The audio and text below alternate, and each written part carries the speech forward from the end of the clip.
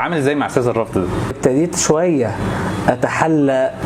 احاول اتحلى بشجاعه مواجهه الرفض باني ادي اعذار للي قدامي او احط نفسي مكانه انه مش رافضني انا في اي حاجه يعني. لا ده هو انا مش ماشي مع تصوراته وتوقعاته من الحياه حتى لو كانت توقعاته غلط يعني.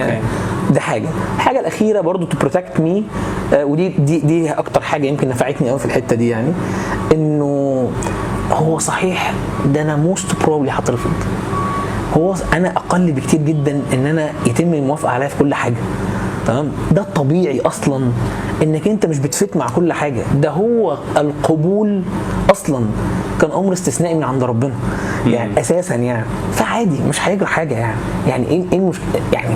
انت مين عشان تقلق من الرفض يعني؟ كل ده تو بروتكت يعني. انما لما بيحصل بزعل يعني عشان بس. وبالتالي هنا بقى في الحته بقى الكوركتيف اكشن يعني الاصلاحي بقى اللي هو تعمل ايه يعني.